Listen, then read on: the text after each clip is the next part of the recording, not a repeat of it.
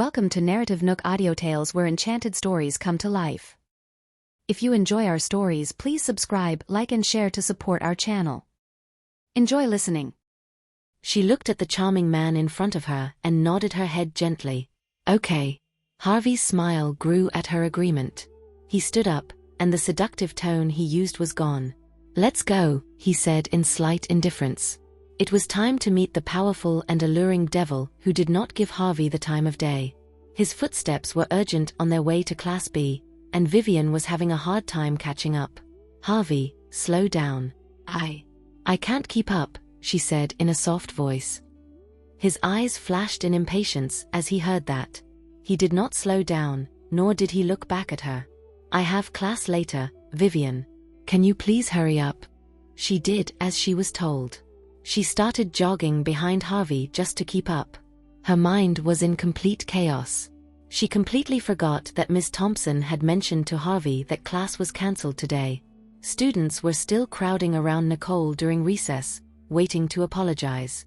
Nicole frowned in slight frustration and said to Bradley, "I'm taking a walk." Okay, he nodded. He then got up to leave with Nicole. As soon as they walked out of the classroom, they heard a familiar voice. Stop right there, Nicole. Many students gathered around as they heard this. Nicole turned to look at Snow, who was rushing toward her with a raging fire. At that point, Snow did not care about her usual image. She gnashed her teeth and said, "Give me back my diamond, you batch." Nicole looked at her with a puzzled look. It seemed like she was being serious. What diamond? Nicole asked. Snow became angrier at the sound of that question. She raised her hands with the desire to slap Nicole right across her face. Rain, who tagged along with her sister, was also furious at Nicole. There was a glimmer of light in her eyes when she saw her sister raise her hands. It's best for my sister to do it herself. After all, Gary is sitting right over there. I don't want to leave a bad impression, she thought. Nicole looked at Snow in indifference and grabbed her hand. What in the world has gotten into you? She said. The crowd was baffled by Snow's behavior. She has always been gentle, generous, and dignified. Now she's stooping as low as to hit someone?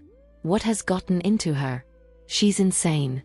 Everyone thought as they compared her with Nicole, who was calm and collected at that time. The pink diamond she lost was not only the best thing she owned but also a testament to Harvey's affection for her. How can she stay calm in this situation? Snow was struggling to break free from Nicole's grasp as she said with a sneer, "All right, Nicole. So you want to play dumb? I'll tell you what you took away from me.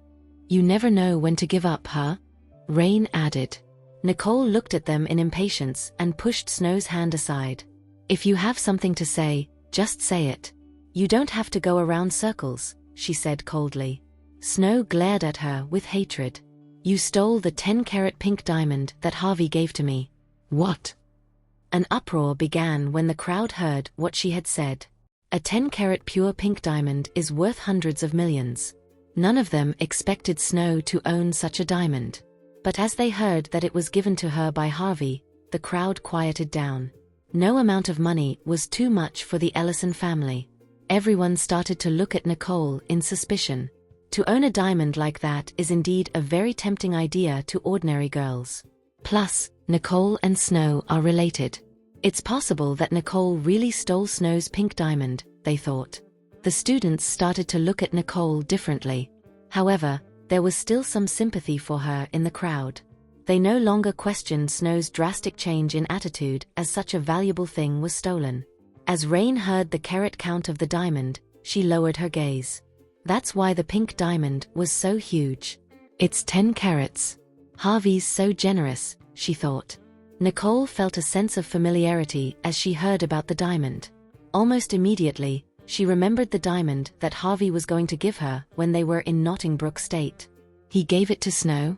She looked at her acting like a madman and said, "I do know the diamond you're talking about, but I didn't know that it was in your hands. How could I steal it if I didn't know where it was?" At the same time, Harvey arrived at the door of Class B. His eyes darkened as he heard what Nicole had said. This lunatic actually suspected that Nicole was stealing from her. If she really wanted that diamond, she would have accepted it when I gave it to her. Why would she want to steal from her? Nicole thought that she had cleared things up, but Rain looked at her with malicious eyes. What are you talking about, Nicole? My sister and I went back to see our grandfather at the family home last night. She left her purse in the hallway. When we went back downstairs, the diamond was gone. I asked around, but no one had seen it. You and Stanley were the other people there that night. You even left early because you're guilty. Rain walked toward Nicole and said, I've asked every single person working in that house. Someone saw you wander around the hallway with Aunt Gloria. What do you have to say for yourself? Nicole frowned upon hearing this. Could this be when I was escorting Mom back to the living room? But I didn't see Snow and Rain there. She said they were visiting grandfather. But wouldn't we have met? Maybe they didn't stay in his room for long. After all, Uncle Damien and Aunt Miley live there too. Dylan and his family would always butter up Damien and Miley. Although they claimed they were there to visit Mr. Riddle Sr., they had only spent a brief time with him.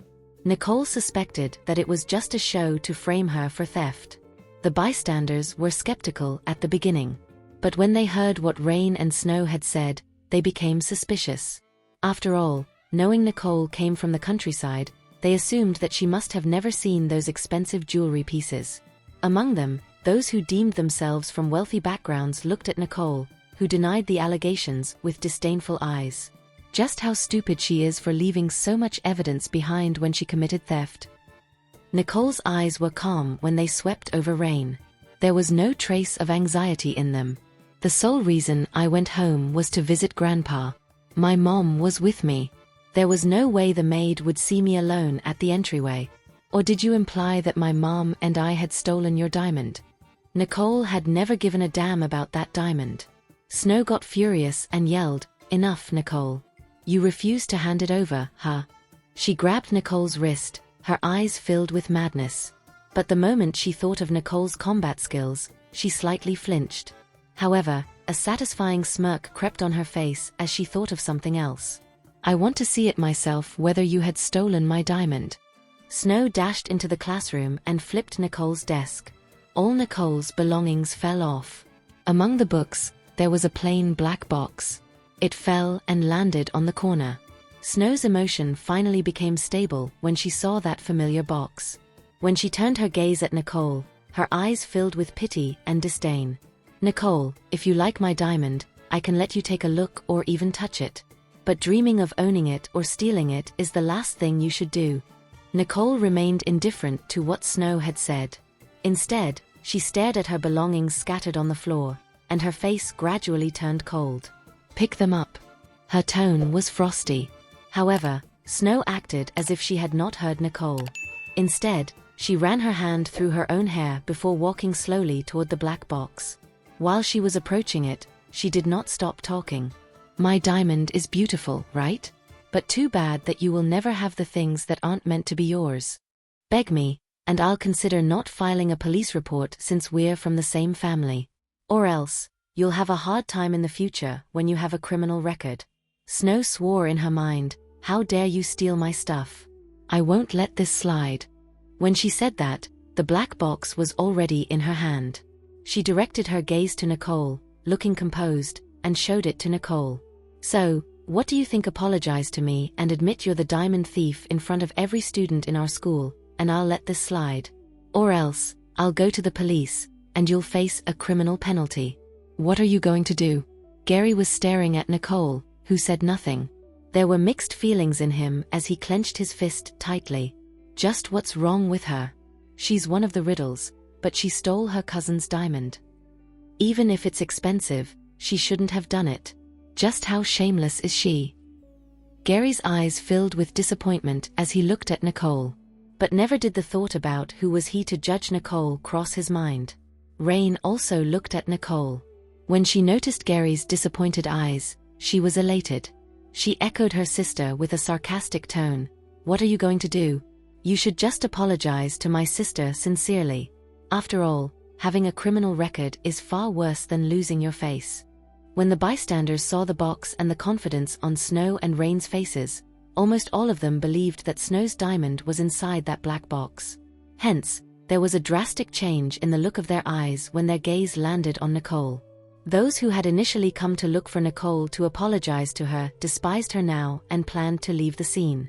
In their opinion, Nicole was despicable, so they did not consider what they had done as defamation, and the one who was going to face legal action was her instead of them.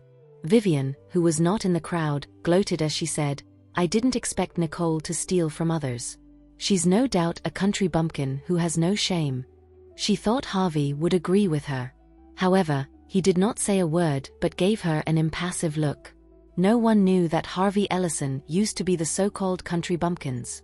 He grew up in the countryside too. When Harvey saw that black box, there was a pensive look in his eyes. However, he did not plan to choose a side. Nicole did not spare those people in front of her a glance. Her face was unsmiling, as cold as winter's storm, her coldness shrouding Snow entirely. With her glare directed at Snow, she said, "I repeat, pick them up." Her voice was icy cold. Gary could no longer stand Nicole's persistent denial to admit the allegation. He swiftly approached her and spoke to her in a deep and cold voice, "Enough, Nicole. Snow is kind enough. Apologize to her, quick." Gary felt that trying to persuade Nicole to apologize was all he could do for her sake. After all, being brought to the police station was a consequence far direr than losing face. Rain dug her nails into her palm when she saw that novel bin. She went to Gary, wanting to pull him away as she said angrily, "Gary, she's despicable. You should just stay away from her." She thought, "I'm the one who is supposed to be Gary's girlfriend in the public eye." Snow was taken aback in the face of Nicole's furious glare. But she immediately recollected herself. Her face gave off a hint of fluster. Despite Gary's interference, she sneered as she said, "Fine, Nicole. You're about to be in great trouble now, yet you're acting stubborn. Or do you want me to make everything in plain sight? Well, you ask for it." After she said that, Snow opened the black box. A hint of smug satisfaction crept into her expression as she did that. "Look closely. I have enough evidence to prove you guilty of stealing my diamond. Follow me to the police station now." Fully immersed in her joy, she was oblivious to the expressions of the surrounding people that had become rather strange.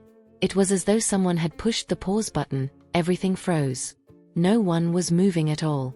Instead, everyone was dumbstruck upon staring at the item in the box. Even Rain was wide-eyed when she saw the item in her sister's hand. She rubbed her eyes, wondering if she saw things because she had been too tired recently. After a few seconds of silence, Snow then realized she did not hear any response echoing her remarks from the surrounding people. She felt odd and wanted to say something further, but Rain gently pulled her sleeve. Snow was startled. The moment she looked down at the item in her hand, her face turned grave. There was no pink diamond in that box. It was a crystal-clear purple diamond more than double the size of Snow's diamond. What on earth is happening? Everyone finally came to their senses. Murmurs could be heard from the crowd. "Didn't she say it was a 10-carat pink diamond? But that's obviously a 25-carat purple diamond." "Exactly. It's different from what Snow claimed. Could it be the color of the diamond has changed?" When they were puzzled, a derisive voice came from behind. "What are you, stupid or something? That's the default packaging method for this kind of unique and exquisite diamonds when they are sent across the borders to our country. Look at the serial number below that purple diamond, and you'll know it's a high-rated one. So, there's no way its color would change." "Fine. Let's assume, even though it's unlikely, the color changed due to some methods. It's impossible that its purity would change, let alone its size, which became more than double overnight." To everyone's surprise, the one speaking was Jack Pearson. It was known that the Pearson family had gained wealth in the jewelry industry, so his words were highly credible. After listening to his words, there was a strange look in everybody's eyes, including Jack, when they looked at Nicole. In other words, Nicole has a purple diamond, which is far more valuable than the pink diamond Snow claimed to be hers. Who would have gone after a smaller diamond if they had a topmost diamond in size more than double the smaller one? When they thought of that, they turned to look at Snow, wondering why Snow would accuse someone like Nicole, who already had a purple diamond with a quality far higher than hers. Snow stared at the magnificent purple diamond before her in disbelief. Impossible. Snow directed her gaze at Nicole, her eyes bloodshot. She no longer looked like the decent girl with the poise that everyone had thought her to be. She asked, "Where did you get this diamond?" She snarled in her mind, "There's no way Nicole can own a high-grade diamond. Even I could only get it from Harvey." A cold glint filled Nicole's eyes when she was looking at Snow, who did not show any remorse. She radiated an intimidating beauty. She bypassed the stupefied Gary, who was blocking her way. Gary was looking at that purple diamond. He could barely conceal his shock. However, what followed next was a pensive torpor. "I should have known it. Nicole and Jared Johnston are in a relationship, and that kind of guy can buy Nicole any top-grade diamonds anytime." He parted his lips. But eventually, nothing came out of his mouth. At that moment, Snow was the only one Nicole glared at. Standing gracefully tall in front of Snow, Nicole looked down at this cousin who had been messing with her since her return to the Riddle family. Snow shuddered in response to Nicole's icy stare. The black box fell off her trembling hand and hit the ground. The magnificent diamond came off and rolled, radiating a blinding dazzle. Unlike many who could not bear to see the purple diamond bouncing on the ground, Nicole did not give a shit about it. She gently grabbed Snow's chin with her two fair fingers, lifting the latter's face. One could barely sense her emotions through her eyes, but an unsettling smirk was visible on her face. "You enjoyed messing with me, huh?" Fear gradually enveloped Snow in place of jealousy as she looked at Nicole's beautiful face close to hers. She tried hard to suppress her anxiety while maintaining her gaze, but there was a faint trembling in her voice when she said, "I have no idea of what you're saying. The only thing they told me was you took my diamond." "They? Who else is part of this?" Nicole's eyes remained on Snow, who looked miserable. In a pleasing-to-ear but icy-cold voice, she said, "Snow, I warn you. Stop messing with me." Apparently, Nicole had had enough of Snow this time.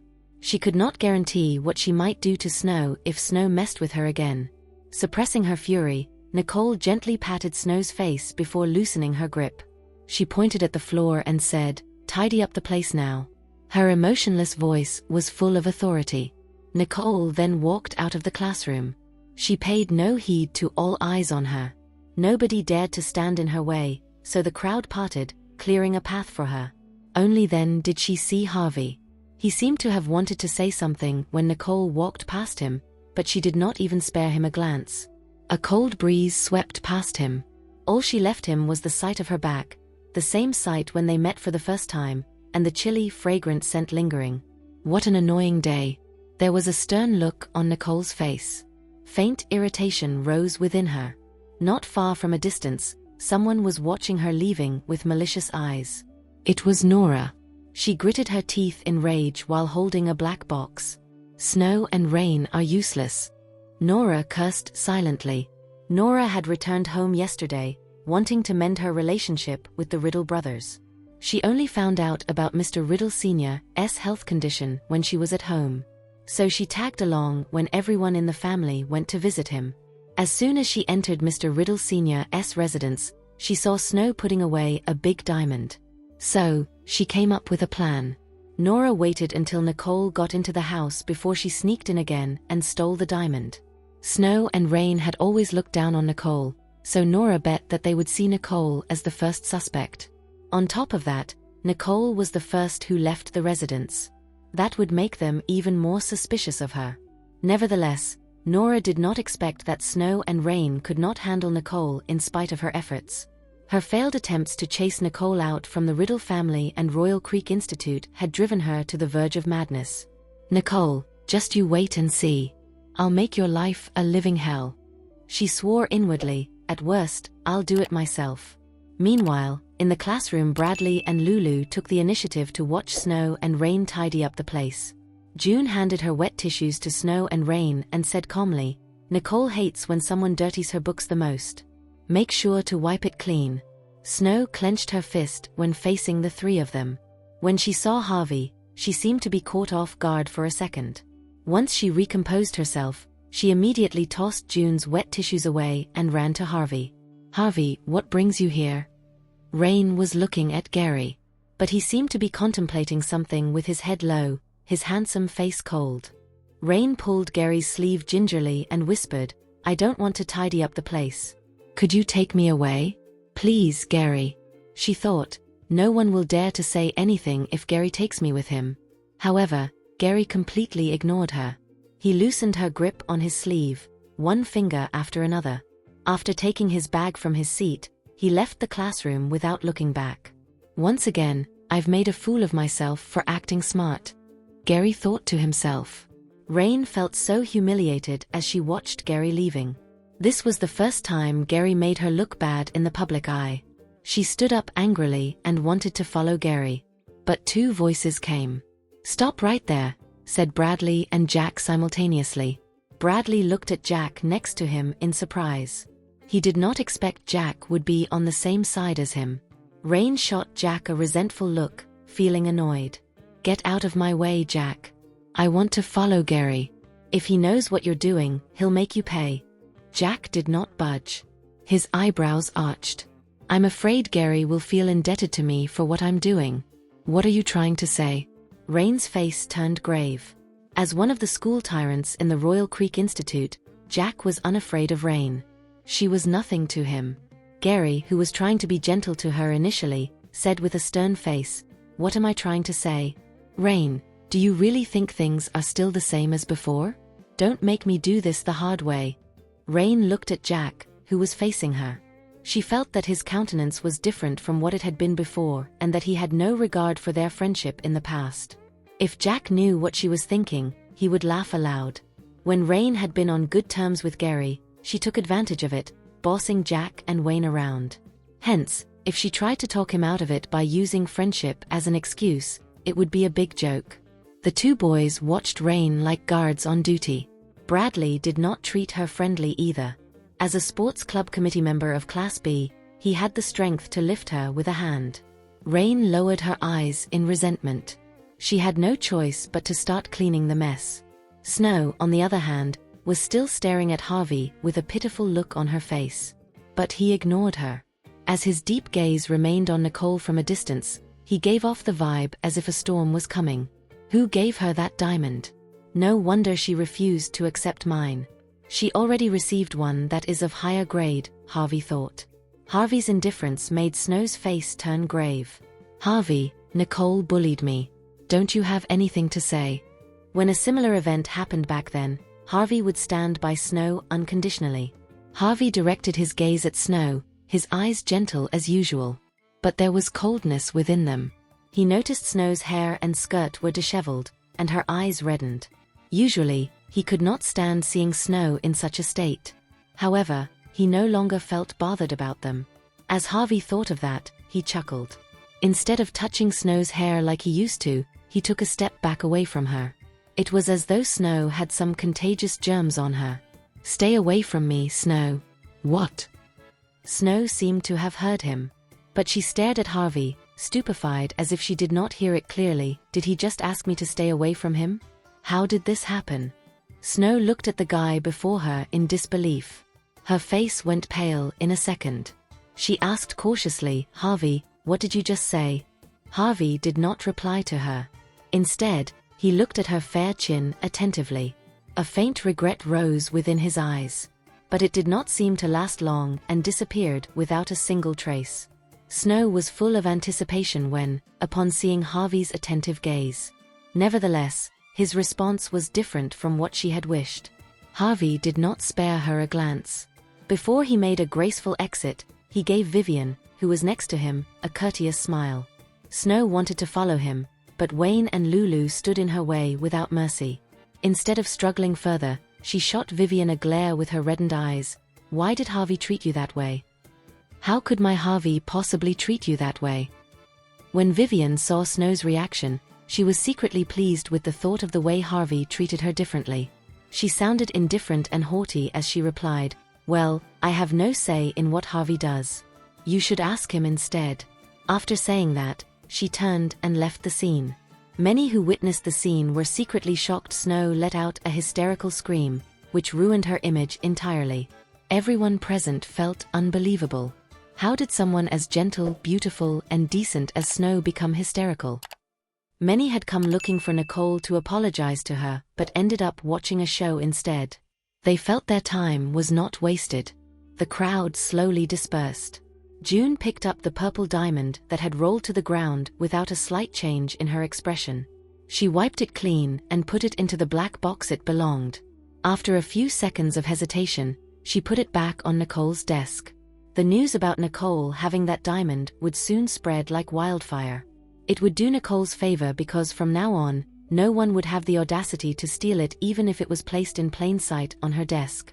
After that, June turned around and gave Snow and Rain a cold look. She did not budge upon seeing their resentful faces. "I'll watch you wipe every single book clean till the ends." June's eyes were calm. Although she did not show discontent in her voice, it sounded so distant.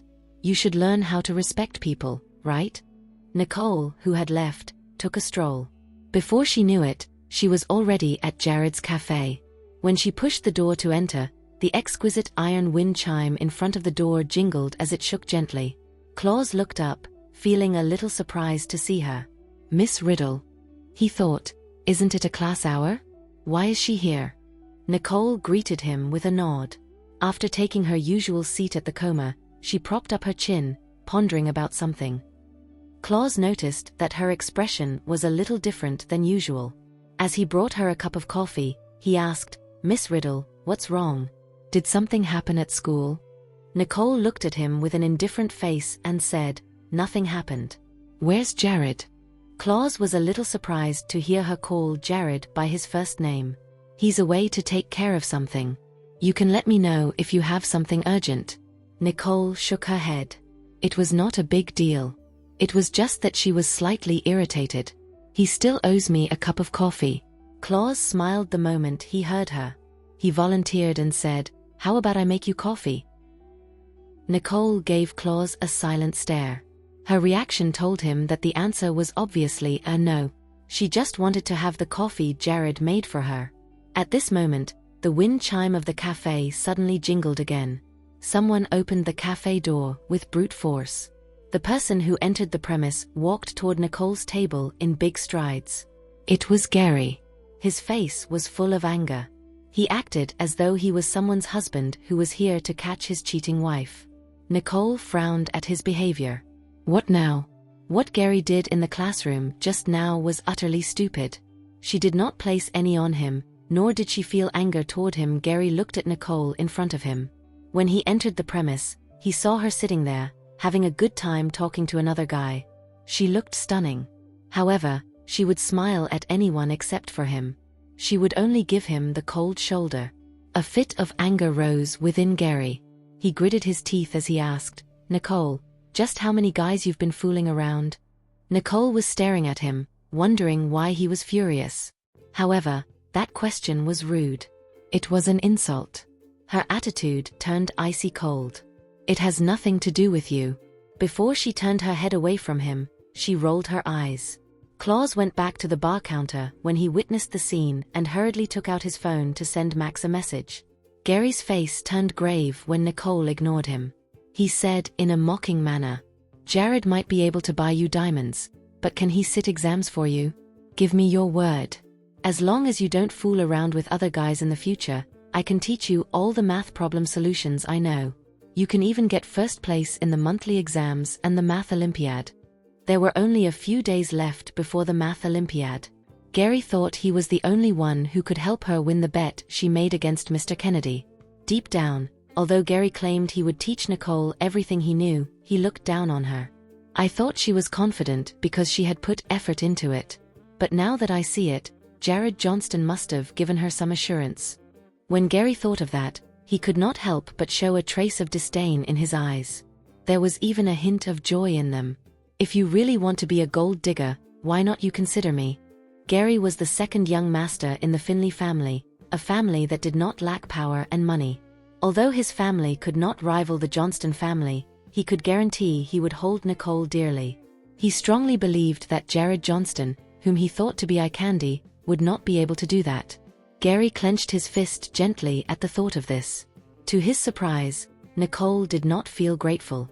Contrary, his remarks had made her mood even worse than before. Her eyes were filled with deep annoyance. Get lost. Gary was wide-eyed upon hearing Nicole's answer. He looked at her in disbelief. What did you say? He snarled inwardly. I'm the only one you can rely on in the math Olympiad. I'm even willing to forgive your indecent conduct. But you give me the cold shoulder. Nicole, you're beyond saving. Gary's chest heaved in anger. He stretched out a hand, trying to grab Nicole's wrist, but Nicole pinned him to the table with his hand at the back. She stood up, and she looked at him, who was in shock. Gary knew that Nicole was good at self-defense skills. Nevertheless, he had not believed that she was more skillful than him. After all, he had never fought her. But now, the subtle pain in his hand told him to admit that Nicole's self-defense skill was better than his. Nicole, on the other hand, showed no changes on her face. As her gaze remained on Gary, she pondered.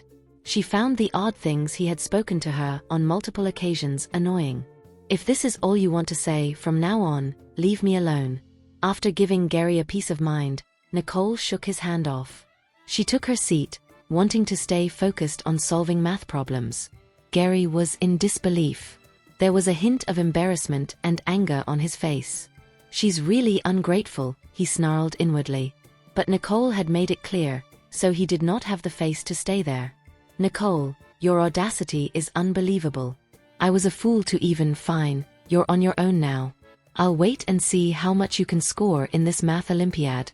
The hostility Nicole gave Gary had made him want to leave the cafe.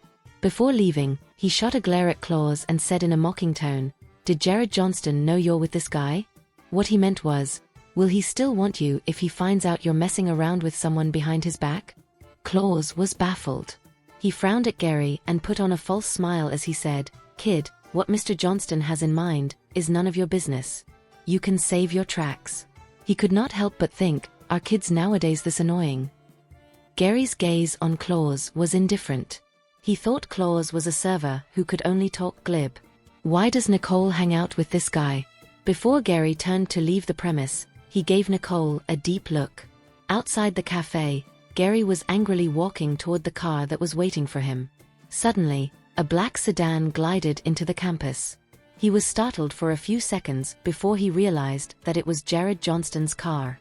As he saw that sedan on its way to that cafe, Gary could not help but think, is Jared Johnston here to catch Nicole flirting with other guys? He then shook his head. Nicole has treated me with nothing but insolence. So, anything that happens to her has nothing to do with me. Hence, instead of returning to the cafe to find out what had happened, Gary turned and got in the car. Meanwhile, Jared walked into the cafe. When he saw Nicole, who was sitting in the corner, there was a subtle spark in his eyes, and he strode toward Nicole.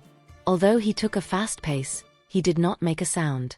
As usual, he walked 4 foot, so there was less friction against the ground surface.